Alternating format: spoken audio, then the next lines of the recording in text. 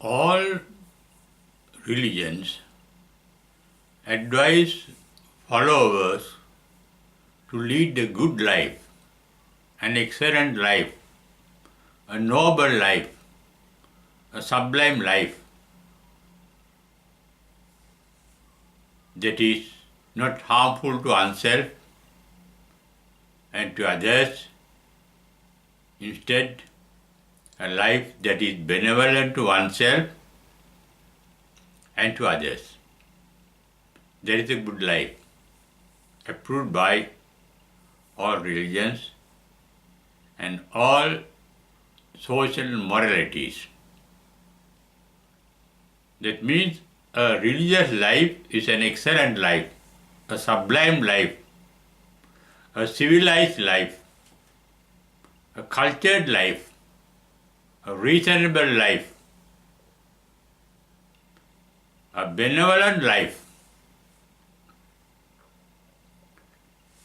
Though all religions, including even Buddhism as a religion, advise followers to lead a sublime life, Buddhism aims at going beyond the sublime life. That means ending the life forever, continuation in the life forever, without having a rebirth after the death. That is the ultimate aim of Buddhist way of living. But all other religions aim at leading an eternal life even after death. For that purpose, one has to follow an excellent, sublime religious life in this world. It means religious life is a sublime life, a noble way of living.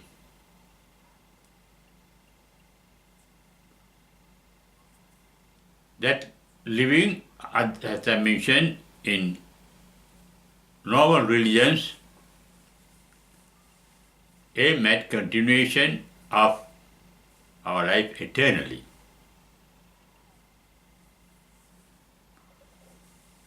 In order to achieve the aim of eternal life or ending life, one has to follow certain principles. Most of the principles are common to all religions. All religions approve kindness, charity, generosity, politeness, humbleness, humility, simplicity, and so on. They are common good qualities of beings. It means it is not necessary to follow a religious pattern to lead a sublime life. One can be sublime in living, noble in living, cultured in living, civilized in living, good in living, behaviour, even without following a particular religion, but by following one's own wisdom, intelligence, instinct. In fact, through instinct, even animals are found to be generous, benevolent, good-hearted, kind-hearted, helpful. There are good-natured animals too. Being sublime in life means being good-natured. It shows being good-natured, being sublime, being noble in life is instinctive, it's natural. It is natural because everybody is endowed with a certain amount of wisdom or intelligence to have a choice between the right and the wrong, what should be done and what should not be done. Generally, things that are harmful to oneself and others should not be done. If you do something, do it. If it is harmful, it's not harmful to yourself, but benevolent to yourself and to others. It means a sublime life is a benevolent life. Benevolent life means benevolent behavior. Behavior can be in words, thoughts and deeds. Having good thoughts, it is mental behavior, unseen by the others, but felt by the others. When your thoughts are good, benevolent, compassionate, kind-hearted, their power become evident in one's own behavior. Because thought radiates energy. It means good thoughts radiate good energy, benevolent energy that others can feel through instinct. When a kind-hearted, loving, good-hearted, others feel it. Excellent life means a kind-hearted life, generous life, humble life, simple life, natural life, not artificial.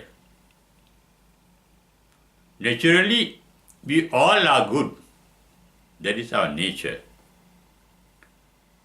Being otherwise is artificial.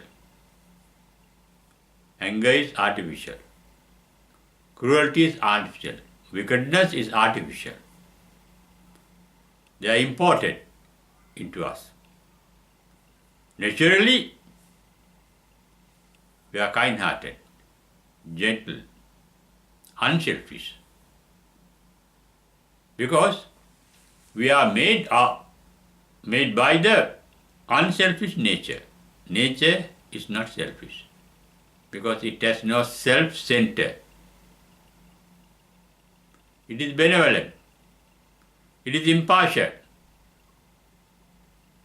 It is doing good both to the bad and the good alike,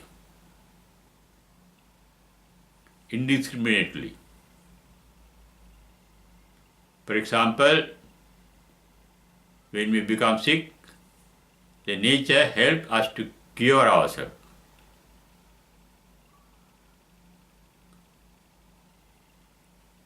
Our life is directed and controlled in the correct way, or the right way, by the nature. Our blood pressure is controlled by the nature. Blood circulation is controlled by the nature. Digestion is controlled by the nature. Breathing is controlled by the nature. In fact, our very living is looked after by the nature. That means the nature is benevolent. Therefore, a noble living, a sublime living. An excellent living means a benevolent living, good for all, good for others, as well as to oneself. Enlightenment means being perfectly good. According to Buddhism, after enlightenment, the life continues till death, but no more rebirth after death. Because enlightenment makes the life perfect. Once the life is perfect, the purpose of life is fulfilled. It means leading an excellent life means fulfillment of the purpose of life. But the purpose of life, it is the purpose of the nature. To be benevolent to others. Clouds bring us rain, expecting nothing in return for our benefit. Trees produce, all plants produce, even the grass produce oxygen for us to breathe, for our good. Plants give us food, give us fruit, give us flowers, give us honey, give us shade, give us timber, give us firewood for our benefit. In fact, the entire nature is basically beneficial. It becomes malefic only according to the way we use the nature foolishly. We can use even our own nature both foolishly and wisely. Foolish means using life in a way that is harmful to oneself and to others. Using life wisely means using it beneficially or benevolently for oneself as well as to others. For that purpose, religious teachings are not needed. Even Buddha approved the traditional good behavior approved by the society. For example, the 5 basic disciplinary principles were not laid down by the Buddha. They were traditional. They were called Kurudhamma in the Kurudhamma Jataka, long ago. Good discipline that the noble beings, excellent beings, good beings followed. For example, non-killing, the general basic meaning of the first principle, discipline, precept, Panatipata Veramani. Buddha approved it. Adinadana, non-stealing, Buddha approved it. Kamisamichachara, sexual conduct, abstaining from, Buddha approved it. Buddha approved non-killing, non-stealing, non-sexual misconduct. Musavada approved non-lying, non-falsehood. Suramere Majjapama Dasthana, getting intoxicated. They are basic disciplinary rules approved even by the Buddha. Even without following any disciplinary rule, One can be excellent in behavior by being sensitive. By being sensitive means by being intelligent and wise, not to harm others and to oneself. Being benevolent to oneself as well as to others. One needs intelligence, sensitivity, and wisdom. There is no virtue higher than being sensitive. When you are sensitive, those 5 precepts, as I mentioned, non-killing is natural. Non-stealing becomes natural. Non-sexual misconduct becomes natural. Not telling lies becomes natural. Not getting intoxicated becomes natural. That means we all have an inner power called wisdom to make our life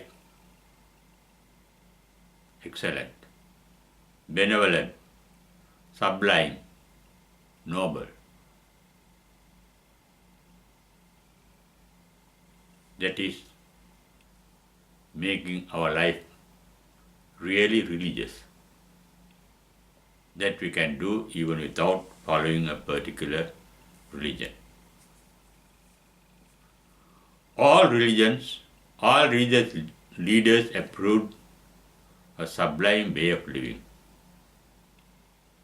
And that way of living is common to all religions. Even without following the religious principle as I mentioned earlier, one can be excellent, benevolent, and sublime in one's own living.